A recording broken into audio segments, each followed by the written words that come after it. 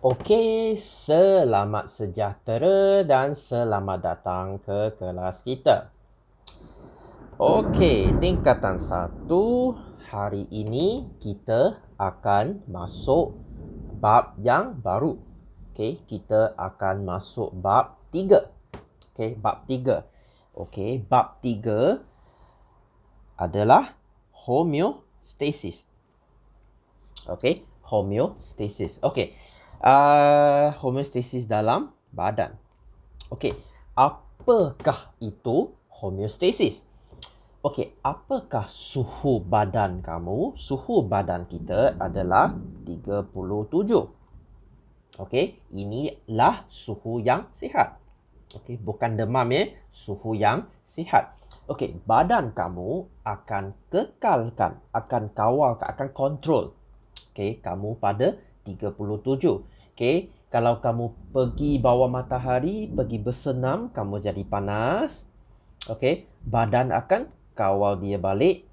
Kalau kamu masuk bilik sejuk, bilik aircon, okey, badan akan jadi sejuk. Badan kamu akan tarik dia balik. Okey, sampai 37. Itulah maksudnya homeostasis. Okey, badan saya akan buat homeostasis untuk kekalkan. Okey, dia jadi 37. Sangat-sangat penting. Kita tengok point. Okey, apakah homeostasis? Proses mengawal atur, okey, atau boleh tulis pengawalan. Okey, saya kawal, control. Okey, mengawal atur keadaan, okey, persekitaran dalam badan. Okey, inilah point dia. Okey, persekitaran dalam badan. Okey, apakah persekitaran? Banyak persekitaran. Okey, salah satunya okey 37 darjah Celsius. Okey, mana ada apa lagi? Tahap air, tahap gula, glukosa. Okey, banyak yang badan kita kena kawal. Okey, pada tengah-tengah. Okey, tak boleh naik, tak boleh turun. Okey, kalau kamu 38 darjah Celsius, kamu demam. Okey, kamu sakit. Okey, so supaya sentiasa berada dalam keadaan seimbang dan stabil. Okey, seimbang dan stabil. Kita kena seimbang, kita kena stabil. Kalau tidak, kita boleh mati. Nombor 2. Keadaan persekitaran okey, maaf. Dalam sesuatu organisma sentiasa berubah akibat perubahan yang berlaku di luar dan di dalam badan. Okey, di luar. Okey, tadi saya cakap panas, sejuk, kita kena kawal. Okay, dalam macam kita punya gula, okay, kita makan gula dia naik, okay, kita senam gula dia turun, dia kena kawal balik. Okay, dia kena stabilkan. Nombor 3. Apabila keadaan persekitaran dalam badan organisma berubah, proses kawalan homeostasis berlaku. Kita tengok dalam rajah ini. Okay, julat suhu normal. Macam saya kata tadi, 37. Okey, kalau kamu sangat panas di bawah matahari, dia akan meningkat. Siapa yang tahu kamu meningkat? Pusat kawalan. Okey, pusat kawalan biasanya dekat otak. Sini. Okey, sini ada satu termometer dalam otak kamu sebab otak kamu sangat sensitif pada suhu. Otak kamu tahu kamu panas. Dia akan buatkan mekanisme pembetulan. Apa maksud dia? Mekanisme maksudnya cara. Okey, cara dia betulkan. Mekanisme pembetulan. Cara dia betulkan. Betulkan apa? Betulkan suhu kamu. Okey, macam mana dia betulkan? Kalau kamu panas, kamu akan peluh. Okey, peluh. Kamu sudah sejuk. Okey, sekarang menurun. Okay, suhu sudah menurun sampai dia akan buat peluh sampai kamu jadi normal balik 37. Dia stop. Dia henti. Dia tak peluh lagi. Okay, so yang songsang pula. Okay, sekarang menurun. Kamu sangat sejuk masuk bilik aircon. Okay, pusat kawalan otak kamu tahu kamu sejuk. Dia akan juga buat mekanisme pembetulan. Macam mana dia buat kalau kamu sejuk? Bulu roma kamu akan naik. Okay, bulu akan naik. Lepas tu, kamu punya suhu akan panas balik. Naik balik, meningkat balik sampai 37. Bulu rumah tu dia tak naik lagi. Dia buat sampai kamu seimbang. Senang? Okay, inilah homeostasis. Okay, banyak homeostasis kita buat. Ini suhu sahaja. Okay, kita ada buat banyak. Okay, so antara kawalan homeostasis yang penting, apa homeostasis kita buat adalah mengawal atur kandungan air. Kita tak boleh banyak air, terlalu banyak air atau terlalu kurang air. Kita boleh mati. Dan suhu badan. Ini yang dua yang kita belajar. Dua saja ke cikgu? Bukan. Banyak. 20-30 lebih. Tetapi kita belajar yang paling penting punya dua. Iaitu air dengan suhu. Nombor dua. 70% daripada jisim badan terdiri daripada air. Kamulah 70% kamu adalah air. Sebahagian besar air hilang daripada badan setiap hari perlu diganti semula. Kita kena minum air. Okey, kalaulah kamu hilang 5% saja, 5% sahaja, kamu akan mati. Okey, kamu akan mati. Kamu pergi senam, peluh semua, 1% saja. Okey, kamu kena minum balik. Okey, so 5% kamu boleh mati. Okay, so nombor 3. Suhu badan perlu dikawal supaya sentiasa kekal pada 37. Suhu badan yang melebihi 6 darjah Celsius boleh menjejaskan fungsi sel badan dan menyebabkan kematian. Okay, boleh mati ya. Okay, demam sampai 40 lebih, tolong pergi jumpa doktor sebab kamu boleh mati. Okay, otak boleh rosak. Hari ini kita akan tengok kawal atur air. Ini fokus untuk hari ini. Ini sangat senang sahaja. Okey, aras air normal. Kamu sekarang normal. Okey, apa berlaku jika kamu minum air? Okey, katakan kamu minum 1 botol. Sangat banyak air. Meningkat apabila banyak minum air dan kurang berpeluh. Okey, atau kurang berpeluh. Okey, kamu sekarang dalam cuaca sejuk, kamu tak perlu, okey, tak bersenam, tak perlu. Okey, dikesan oleh otak. Okey, macam saya kata tadi, ini pusat kawalan. Siapa tahu kamu minum banyak air? Otak yang tahu. Okey, lepas otak tahu kamu terlalu banyak air, okey, dia akan buatkan mekanisme pembetulan. Cara dia betulkan. Okey, cara dia betulkan. Macam mana dia betulkan? Sini ada 2 kamu mesti ingat. Okay, ini sangat penting. Tolong highlightkan atau letak star dekat sana. Sangat-sangat penting. Nombor 1, otak merangsang sistem endokrin. Okay, sistem endokrin tu apa? Kita sudah belajar bab 2. Okay, inilah sistem hormon. Sistem apa? Sistem hormon. Okay, apa tu hormon? Saya tak cakap sini. Okay, so sistem endokrin. Untuk merembeskan, rembes maksudnya keluar.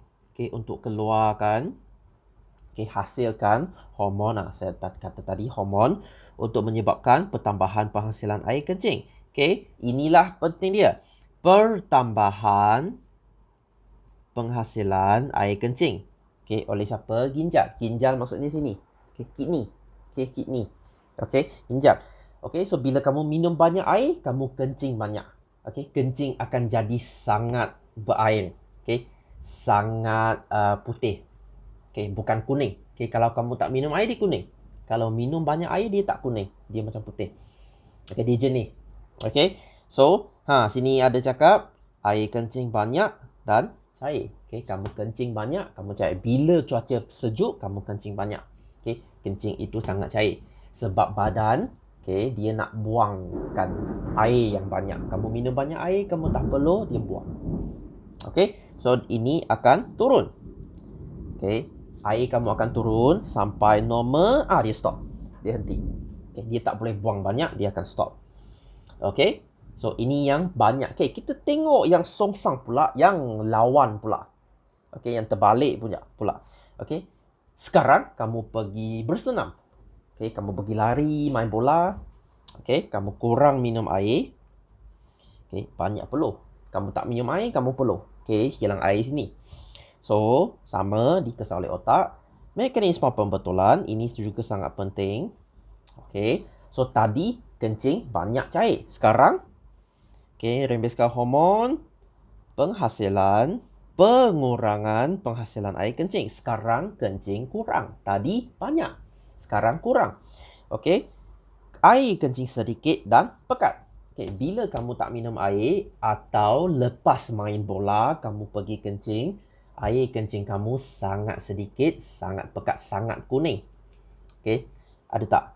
Okay, cuba fikir. Okay, bila kamu pergi senam, lepas lari, kencing, tak selesa sebab sangat pekat, sangat kuning. Okay, sebab badan kamu tak cukup air.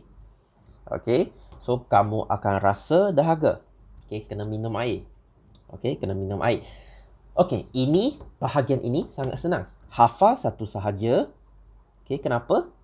Yang lain tu lawan. Okay, lawan. Terbalik. Tadi banyak cair. Sekarang sedikit pekat. Okay, hafal satu side saja. Sebelah saja. Yang sebelah lagi lawan. Okay, songsang. Itu cara saya ingat.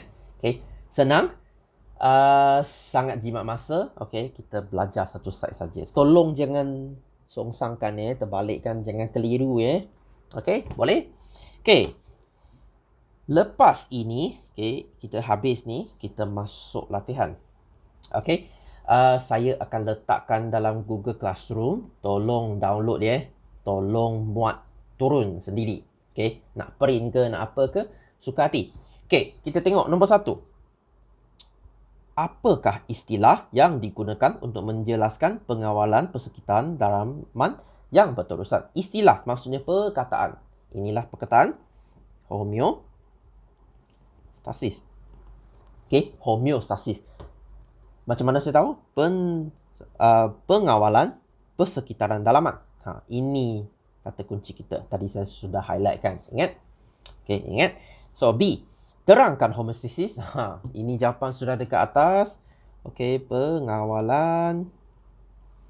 Okay, persekitaran dalaman. Okay, supaya seimbang. Okay, tahu tak apa itu seimbang? Balance. Okay, balance, seimbang. Okay, C.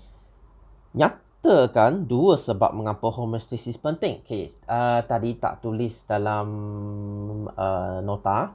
Okay, saya boleh bagikan. Okay, kenapa kamu buat homeostasis? Yang nombor 1, sebenarnya atas sudah ada. Kita nak persekitaran dalaman yang seimbang. Persekitaran yang seimbang. Apa lagi? Keadaan optimum. Apakah maksud optimum? Optimum maksudnya sangat sesuai, sangat baik. Sangat sesuai. Sangat baik. Untuk tindak balas biokimia. Apakah maksud ni? Tindak balas biokimia maksudnya semua benda yang sel buat. Ini sel. Ingat sini sitoplasma. Sitoplasma. Apa yang sitoplasma buat ni? Hasil makanan, cerna makanan, hasil tenaga, itu semua tindak balas biokimia. Sangat penting. Kalau tak ada ni, kamu mati. So boleh kata lagi untuk elakkan kematian. Boleh juga. 2 point saja. Bagi 2 point saja cukup. Untuk E. Apa yang akan berlaku jika badan kita gagal untuk mengawal kimia dan fizikal faktor untuk mengekalkan persekitaran dalaman yang stabil? Macam tadi saya kata, tindak balas biokimia terjejas. Apakah maksud terjejas? Maksudnya kena kacau. Tak best, tak baik. Kena kacau, terjejas. Macam kamu, kita kena fungsi 37 darjah Celsius. 37 darjah Celsius. Bila kamu demam 39, kamu hilang selera, kamu tak rasa nak makan. Okay, sebab tindak balas dalam badan kita tak sesuai. Okay, kita tak nak makan. Okay, semua macam kamu tak rasa baik sangat lah. Okay, tak nak jalan, apa pun tak nak buat sebab suhu tak betul. Okay, so itulah. Sila tolong jangan tulis mati. Okay, tak diterima. Sebab jawapan ini tak baik. Okay, sila jangan tulis mati. Okay, kalau kamu pergi jumpa doktor, doktor saya sakit, kalau saya tak makan ubat, apa berlaku? Okay, kalau doktor cakap mati, okay, jangan tulis jawapan macam ini. Okay, F. Yang manakah antara berikut adalah model menunjukkan bagaimana homeostasis berlaku? Okay, macam mana homeostasis berlaku? Okay, kamera. Okay, tak berkaitan. Okay, pemotong rumput. Okay, tak kaitan. Okay, apa maksud incubator? Okay, saya tunjukkan. Okay, incubator. Incubator ni benda ni. Okay, apakah incubator ni? Okay, kalau kita nak macam mana kata ya, kita nak buatkan telur. Okay, kita nak telur supaya dia jadi ayam, kita letak dalam incubator. Okay, incubator ni dia sangat hebat sebab apa? Okay, kalau saya letak telur dalam incubator, saya set 37, supaya dia jadi ayam. Okay, kalau kat luar sangat panas 60, dalam juga 37. Kalau dekat luar sangat sejuk, negatif 5 darjah Celsius, dalam juga 37. Okay, supaya telur itu tidak rosak. Sama dengan badan kita. Okay, badan kita macam incubator, dia akan kekalkan pada suhu 37. Okay, itulah fungsi dia. Okay, nombor 2. Nyatakan dua sistem terlibat dalam pengawalan kandungan air. Okay, air siapa buat? Okay, sistem. Tadi yang hormon tu apa nama? Endokrin. Okay, lagi satu kita punya ginjal. Okay, sistem apa? Sistem perkumuhan. Okay, ini saya sudah ajar dalam bab 2. Okay, tolong baca balik nota bab 2. Okay, B. Semasa latihan, badan kita kehilangan banyak air. Mengapa orang yang bersenam perlu minum air sebelum berasa haus? Okey, sebelum berasa haus kita kena minum air. Kenapa? Untuk elakkan. Elakkan maksudnya tak nak. Elakkan kehilangan air yang terlalu banyak. Jangan supaya kita hilang terlalu banyak air. Hilang air boleh pengsan boleh mati. C. Mengapa kita membuang air kecil lebih kerap semasa hari hujan? Hari hujan kenapa kamu kencing lebih banyak? Sebab kurang perpeluhan. Kamu tak perlu. Kamu tak perlu. So ginjal hasilkan lebih banyak air kencing. Senang. Atau nak kata ginjal buangkan lebih banyak air, sama, boleh. D.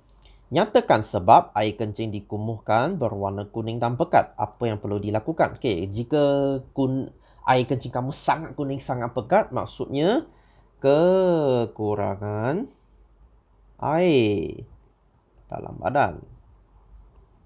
Dia nak sebab. Kenapa? Kenapa? Kerana kekurangan air dalam badan. Apa yang kamu lakukan?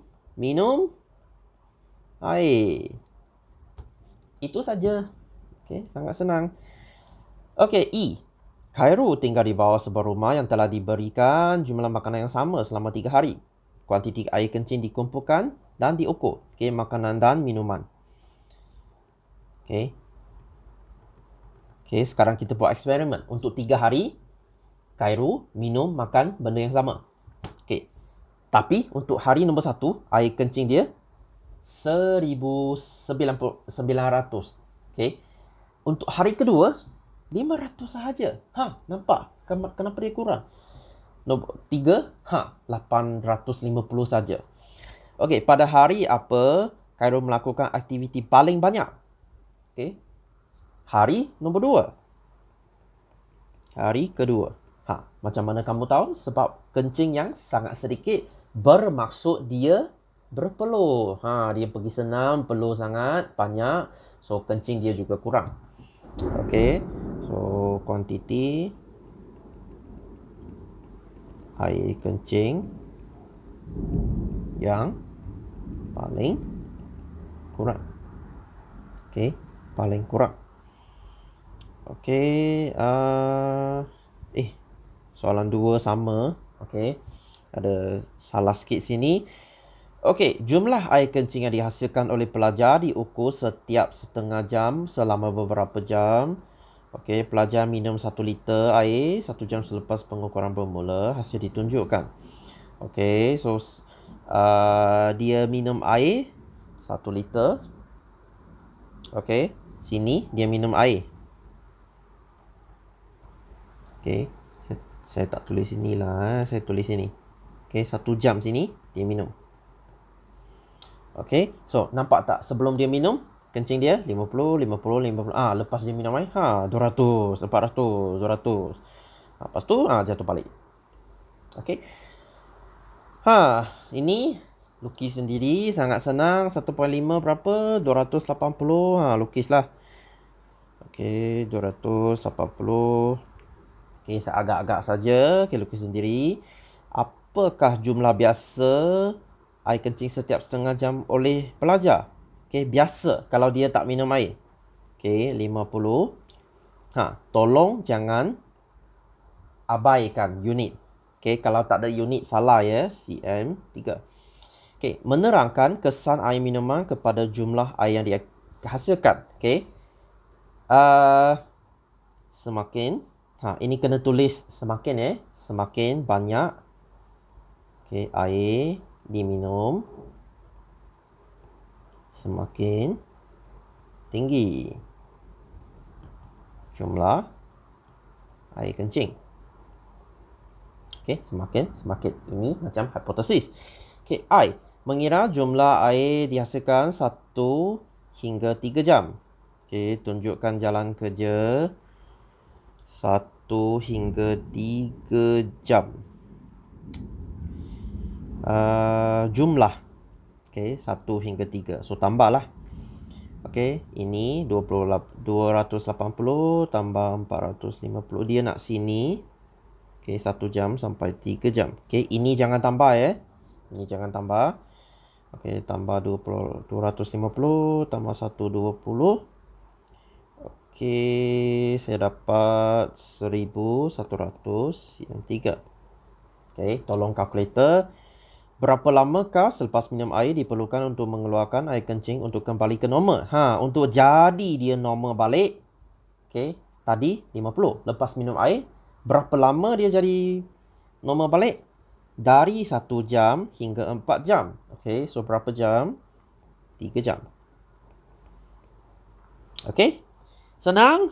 Itu saja untuk hari ini. Bab yang sangat pendek, sangat senang. Untuk minggu selepasnya, selepas ini kita akan belajar tentang suhu. Kita sudah belajar air. Seterusnya kita akan belajar suhu. So, itu sahaja untuk hari ini. Terima kasih kerana sudi mendengar. Kita jumpa lagi minggu depan. Bye-bye.